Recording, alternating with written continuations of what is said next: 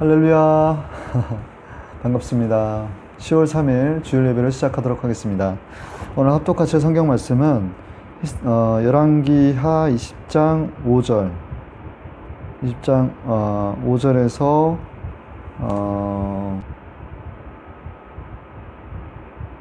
7절.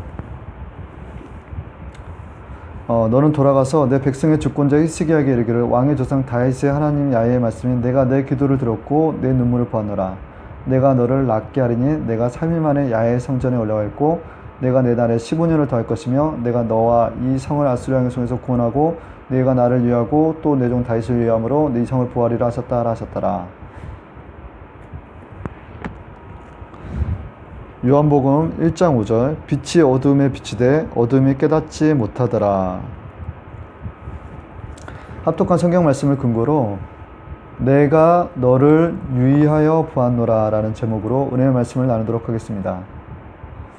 예수는 역사다라는 영화가 2017년도에 상영됐었는데 내용은 트리푼지의 최연소 신입 기자로서 승승장구하는 리스트로벨이라는 자에 대한 내용이에요. 근데 그가 이제 무신론자이며 이성적인 근거를 가진 아주 현실 세계에 사는 자라는 거죠. 근데 그는 직업이 말씀드렸던 것처럼 기자였는데 그의 아내가 예수님을 영접하고 신앙의 길을 가면서 아내를 빼앗긴 것 같은 기분에 너무나 이제 화가 나는 거예요. 그래서 예수라는 분이 도대체 누구며 그가 정말 부활했는지 정말 영생에 놀라운 진실이 있는지에 대해서 기자정신으로 전문가의 소견을 듣고 또 많은 자료들을 취합을 합니다. 근데 결론은 그가 마지막 영화의 장면에서 예수님께서 부활한 것이 역사적 사실인과 더불어서 예수님이 하나님의 아들이고 그를 믿음으로 말미암아 영생을 이룬다는 진리 가운데 무릎을 꿇게 되는 장면이 있습니다. 그 장면의 이후에 이제 삶이 이제 약간의 좀 부연적으로 이렇게 설명이 되는데 그는 이제 후에 목회자의 길로 가더라고요. 제가 왜 예수는 역사다라는 작품에 대해서 얘기를 하냐면 예수님은 사실 역사라는 건 사실 사실이지 않습니까? 사실을 기록한 거예요. 그걸 역사라고 하지 않습니까? 예수님께서 십자가에 못 박히시고 부활하시고 승천하시고 또 우리에게 다시 오시겠다라는 거는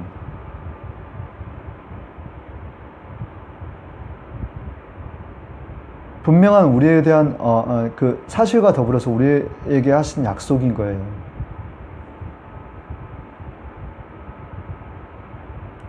그런 예수님께서 우리에게 빛으로 오셨는데 요한복음 1장 5절의 말씀처럼 빛이 어둠에 비치되 그 어둠이 깨닫지 못하더라 라는 거예요. 무슨 얘기냐면 현대인들의 삶을 이렇게 자세히 들여다보면요,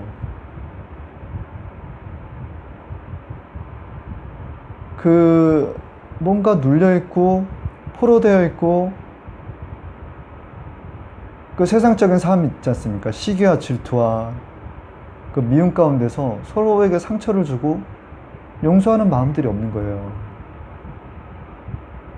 그 상태에서 살아가더라는 거죠. 근데 그들의 삶이 어둠이에요.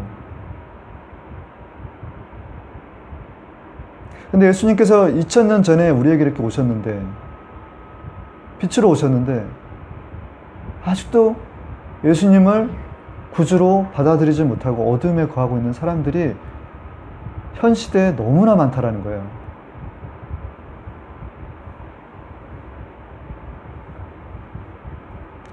그래서 예수는 역사다라는 영화를 통해서 정말 전문 기자, 정말 이성적 사고가 가득 찬 그가 어떻게 예수님을 알아가는지에 대한 영화를 통해서 약간의 영감을 좀 얻으셨으면 하는 바람에 제가 잠깐 영화에 대한 소개를 좀 하였습니다.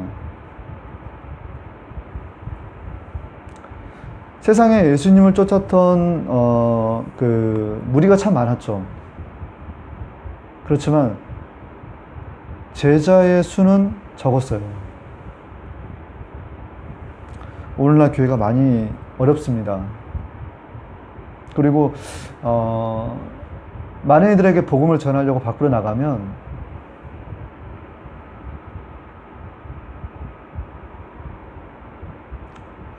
뭔가 그 이전과 다른 어떤 분위기, 이 세상에 정말 물질 세상이 되어가는구나. 만문주의에 이르러서 정말 사람들의 가난한 마음,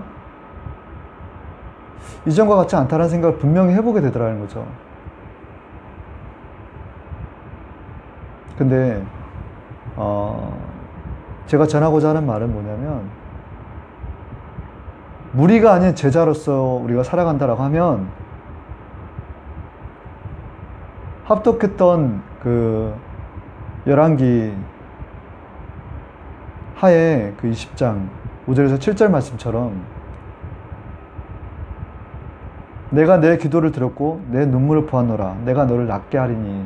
이런 말씀이, 하나님의 말씀이 이 삶 가운데서 적용이 되지 않을까.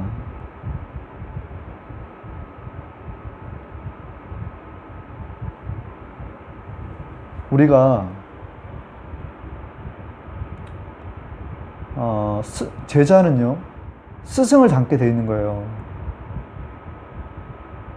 우리 무리에서 벗어나서 정말 예수님을 따르는 참 제자가 되기를 원합니다.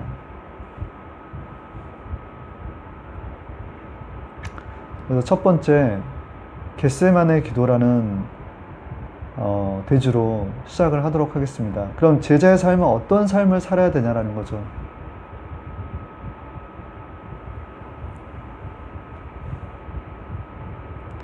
마가복음 14장 36절에는 이르시되 아빠 아버지여, 아버지께는 모든 것이 가능하오니 이 잔을 내게서 옮기시옵소서. 그러나 나의 온대로 마셨고 아버지 온대로 하옵소서 하시고,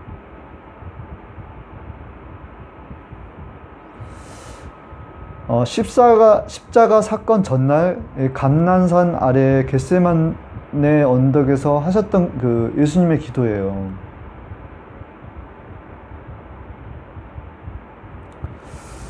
이 잔을 내게 옮기시옵소서. 그러나 나의 온대로 마옵시고 아버지 온대로 하옵소서.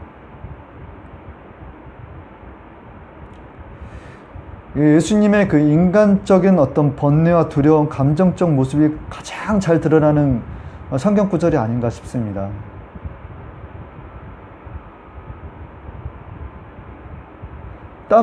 땀을 핏방울처럼 쏟으셨다라는 거예요. 기도할 때. 진액을 다 쏟으셨다라는 표현이죠. 근데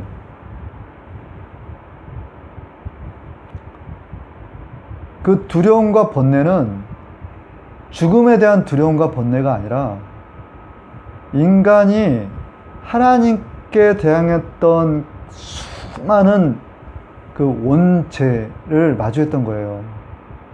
오랜 역사 동안 하나님을 대항했던 그 아담 이후에 그 원죄를 마주했기 때문에 그 죄를 짊어지라는 하나님의 그 말씀에 그 기도 가운데서 땀을 핏방울처럼 쏟으신 거라는 거죠.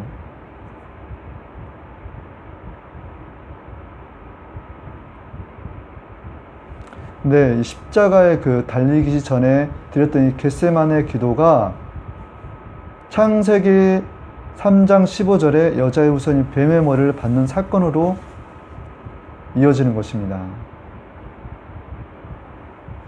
내 뜻대로가 아니라 아버지 뜻대로 되게 해달라고 하고서 십자가에 못 박히신 거예요.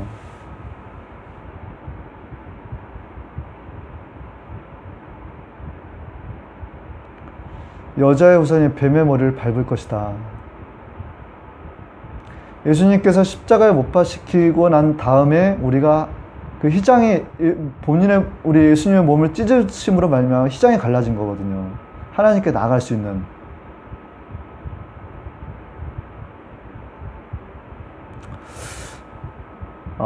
감람산이라는 산은 그 감람나무가 많이 있는 곳으로 감람유를 짜는 곳이 감람나무가 많아서 그 감람나무 열매를 압착하여 올리브 기름을 짜냈던 곳이라고 해요. 하루는 제가 이제 차량에서 이동 중에 이제 그 찬양을 듣고 가는데 교회로 오는 길이었어요. 근데 짧은 그 구간 동안에 들렸던 찬양을 듣는데 그 예수님께서 그 산중에서 그 겟세마네 언덕에 그 기도하는 모습이 마치 이렇게 스쳐 지나가는데 왜 이렇게 눈물이 나는지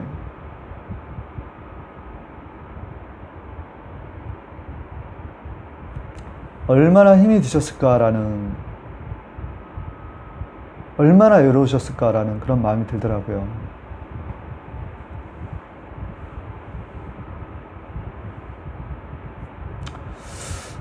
저는 여기 용정도에 와서 이제 가까운 이제 백년산이 있고 백운산이 있습니다. 그래서 한밤중에 또는 새벽녘에 뭐 해질녘에 가서 이렇게 기도를 일주일에 한 2번씩은 하고 와요. 근데 밤이라는 어떤 어둠을 마주하고 찾아가는 곳에는 한적함이 있더라고요.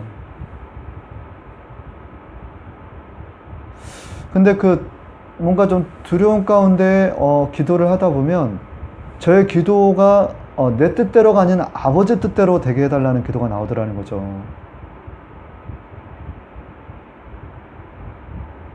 그리고 내가 이 길을 가는, 이 십자가의 길을 가는 거는 목숨을 걸고 가는 것이구나 라는 생각이 자꾸 타고 들어와요.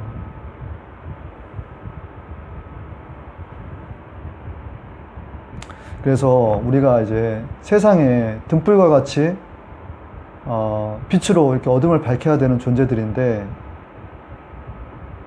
예수님께서 하셨던 그 겟세마네의 기도, 그 내용의 핵심이 사실 이제 내 뜻대로가 아니라는 거죠. 아버지 뜻대로. 그런 기도를 저희가 드려야 되는 거예요. 두 번째는 이와 같이 주님 바라보며 주님을 따를 때 자기 부인과 자기 십자가를 지어야 된다는 것입니다. 출애굽기 3장 5절에 하나님이 이르시되 이리로 가까이 하지 말라. 너의 선 곳은 거룩한 땅이니 내 발에 신을 벗으라. 호렙산에서 모세에게 하셨던 하나님의 음성이었습니다. 그리고 예수께서 이르시되 이미 목욕한 자는 발밖에 씻을 필요가 없느니라. 온몸이 깨끗하니라. 너희는 깨끗하나 다는 아니시라 하시니, 요한복음 13장 10절의 말씀은 예수님께서 순환절 전날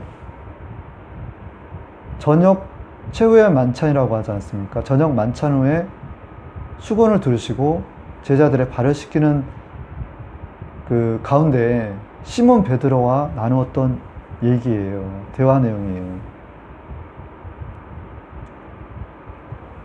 공교롭게 모세에게 신을 벗으라 하였고 시몬 베드로에게 발을 씻겨주신다라는 것입니다. 목욕한 자는 발만 씻으면 된다라는 거예요. 저는 이 신과 발을 통해서 하나님의 주권을 깨닫습니다.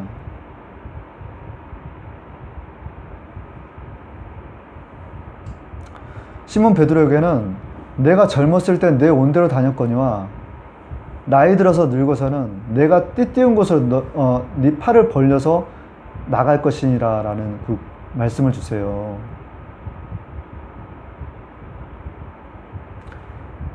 베드로에게 했던 얘기가 전반절에서의 내용과 또 후반절의 내용이 좀 다르지 않습니까?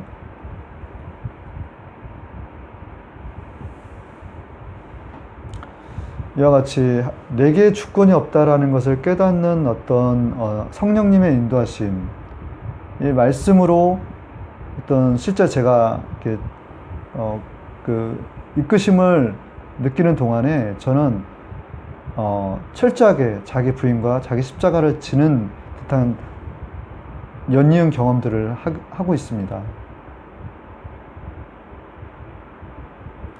자기 부인이란 자기 무능이에요. 나는 아무것도 할 수가 없어요. 내 힘으로는 아무것도 할 수가 없어요. 내가 나된 것은 전적인 하나님의 은혜입니다. 이게 자기 부인이거든요. 그럼 자기 십자가는 뭐냐라는 건데, 하나님을 온전히 의지할 수밖에 없는 그런 삶이 돼버린 거예요.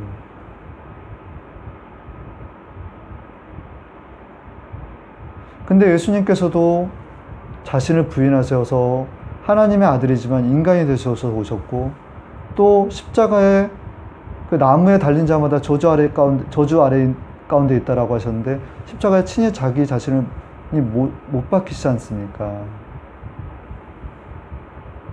십자가의 끔찍한 고통을 사실 하나님은 경험하신 거예요. 예수님은 경험하신 거예요. 그럴 때만이 하나님만 의지할 수밖에 없다라는 거죠.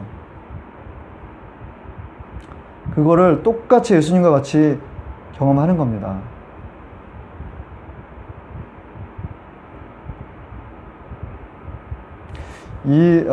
내가 무능하고 내가 하나님을 전적으로 의지하는 상을 우리는 보통 어린아이와 같은 믿음이라고 하는 거예요. 다시 얘기하자면,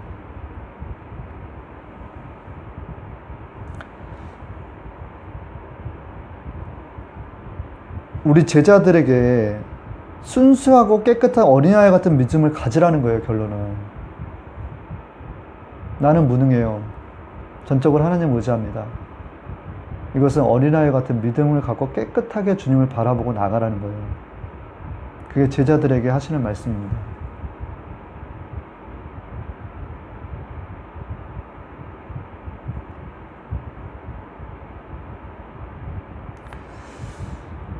본문에서 아까 말씀드렸던 예수께서 이르시되 누구든지 나를 따라오려거든 반드시 자신을 부정하고 자신의 십자가를 지고 나를 따를 것이라. 누구든지 자신의 생명을 구하기 원하는 자는 잃을 것이요 나를 위하여 자신의 생명을 잃은 자는 누구든지 그것을 찾을 것이라.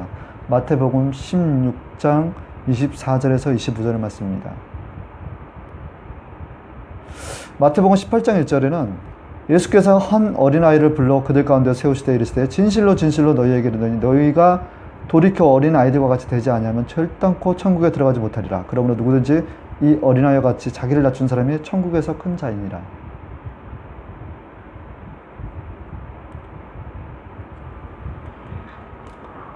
우리가 이와 같이 자기 부인과 자기 십자가를 통해서 나아가다 보면 우리 속사람 또한 달라집니다. 그러므로 우리가 낙심하지 아니하노니 우리의 겉사람은 낡아지나 우리의 속사람은 날로 새로워지는도다. 경건의 모양은 있으나 경건의 능력은 부인하는 자니 이 같은 자들은 내가 돌아서라. 결국 뭐냐면 어린아이와 같은 믿음으로 우리가 나아갈 때 자기 부인 자기 십자가는 어린아이 같은 믿음으로 바뀌는 것입니다. 나는 무능한 것이고 전적으로 하나님 의지합니다 라는 고백 가운데서 어린아이 같은 믿음으로 바뀌는 것이고, 이 어린아이 같은 믿음이 경건한 능력으로 우리에게 임하더라는 거예요.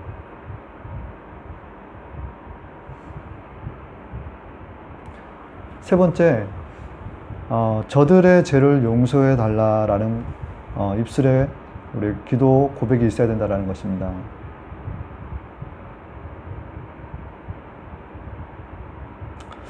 예수님께서 누가복음 23장 34절에는 이에 예수께서 이르시되 아버지 저들의 죄를 사하여 주시옵소서 자기들이 하는 것을 알지 못함이다 하시더라 라는 거예요. 제가 혀준 가운데 가만히 있어 보니까 저는 지금 자기 부인과 자기 십자가를 경험하고 있는 것 같아요. 십자가에 있는 것 같아요. 예수님과 같이. 근데 서로가 서로를 찌르며 상처 주고 용서하지 못하고 어디로 가서 어디로 가는지 모르고 있는 그들의 어떤 영적인 어떤 그 우매함과 그 갈증을 저는 느낄 수가 있더라고요.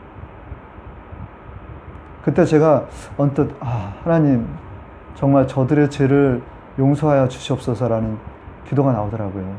저 또한. 근데 예수님께서 누가복음 23장에서 34절에 때 말씀이 그렇다라는 것입니다. 십자가상 끔찍한 고통 가운데서 예수님께서 그들의 조롱과 비웃음 가운데서도 원망 불평 씨름하지 않으시고 저들의 무지를 용서해달라는 기도를 하는 것입니다.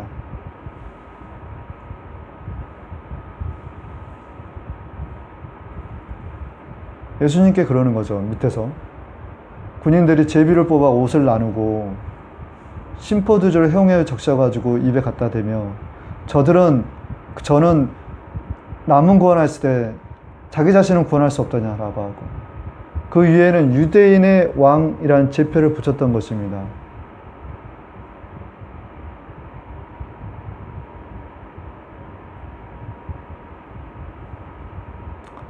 조롱이고 비웃음인 거예요. 예수님에 대한. 근데 예수님께서 하셨던 말씀이 저들의 죄를 사하여 주시옵소서라는 거예요. 자기들이 하는 것을 알지 못함이다 하시더라는 거죠.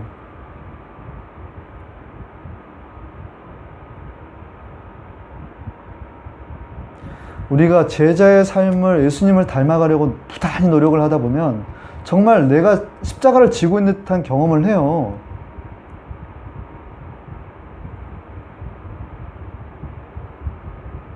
근데 이렇게 내려다보는 것처럼 이렇게 대화를 하는 거나 이런 여러 모양새들을 보면 정말 자기들이 하는 그 죄를, 서로 간의 죄를 잘 모르는 것 같더라는 거예요.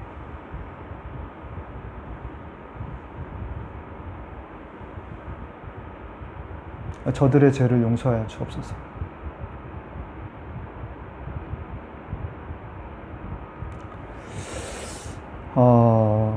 제가 이렇게 아까 본문 말씀을 제가 이제 잡고 말씀을 드리는데 이미 2000년 전에 예수님은 오셨어요. 이 땅 가운데. 그리고 빛으로 오신 예수님께서 어둠을 걷어내시려 하는데 그러나 지금도 어둠이 깨닫지 못하더라는 거예요.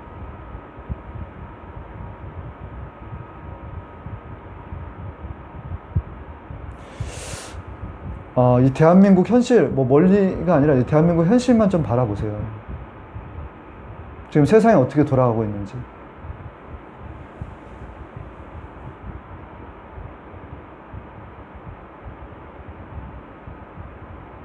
교회가 지금 밟히고 있어요. 예수님을 믿으라 해도 아무런 변화가 없어요. 감정이 없어요. 노방 전도를 하다 보면 정말 그걸 제가 많이 느낍니다.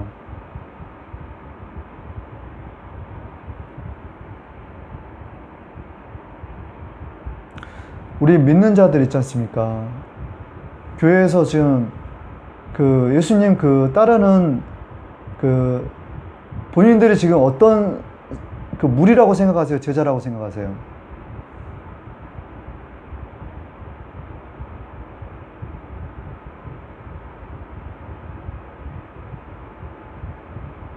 내 뜻대로 기도하는 거 있습니까?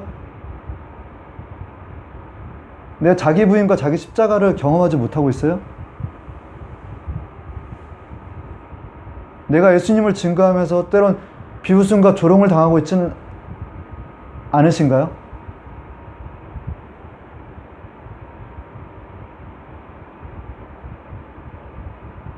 우리가 지금보다 더 많은 주의 사랑하는 그 자녀들이 정말 예수님을 닮고자 그 제자의 삶을 살고자 한다라면 히스기야에게 했던 그 하나님의 말씀이 내가 너의 기도를 들었고 너의 눈물을 보았노라 내가 너를 낫게 하리라는 말씀이 이 대한민국 역사 가운데 새로 하나님께서 변화시켜 주시지 않겠어요?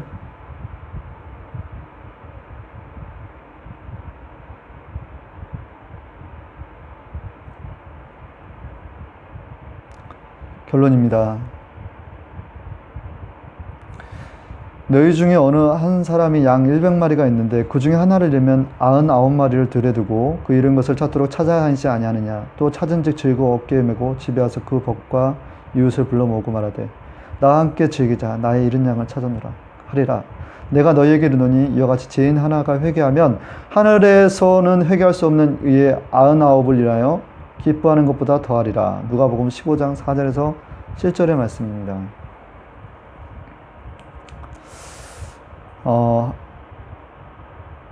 하나님은 이처럼 99마리 양보다 잃어버린 한 양을 더 찾고 계신다라는 거예요. 그 한 양을 찾으면 기뻐하며 잔치를 배설하지 않겠느냐는 거죠.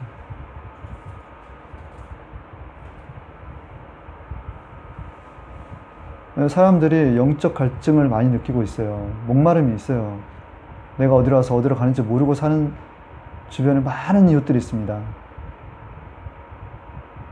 그들에게 예수님을 잘 전하는 저와 여러분들이 되기를 원합니다.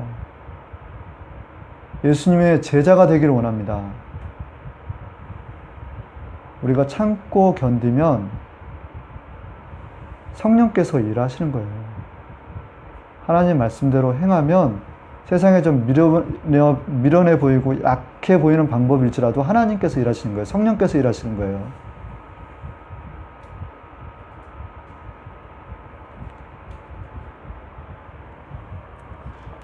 이상으로 10월 3일 주일 예배를 마치도록 하겠습니다. 잠시 기도하겠습니다. 사랑과 은혜가 많으신 아버지 하나님이시여 참으로 감사드립니다. 오늘도 아버지여 부족하지만 연약하지만 아버지여 힘써 주님을 자랑하고자 노력하였습니다. 아버지 하나님이시여 복음지를 들고 전도하는 가운데서 아버지여 영혼 구원이 이루어지게 하여 주시고 또 아버지 하나님이시여 본문 말씀을 근거로 대언했던 것과 같이 아버지 이 대한민국에 예수님을 따르는 자들이 무리가 아니라 제자가 되기를 원합나이다. 대한민국은 하나님께서 쓰실 큰 선교대국이 될 줄 믿습니다.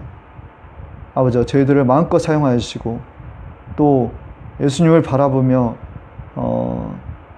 자기를 부인하고 자기 십자가를 지고 따르며 목숨을 걸고 나가는 아버지 신실한 주의 제자들로서 아버지 주님 다시 오실 때까지 우리가 그의 나라와 의를 힘써 구하는 주님의 참된 일꾼이 될 줄 믿습니다. 아버지 또한 이 시간 동안 함께 하신 우리 에베네셀 하나님을 찬양하며 감사하며 예수 그리스도 이름으로 기도드리옵나이다. 아멘.